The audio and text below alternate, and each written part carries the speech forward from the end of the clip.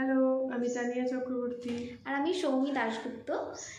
এই বছর শেষে আপনাদের সামনে একটি সুন্দর গান আমরা পরিবেশন করব। সবাইকে হ্যাপি নিউ ইয়ারের অগ্রিম শুভেচ্ছা। সবাই খুব ভালো থাকবেন। চলুন স্টার্ট করা যায়।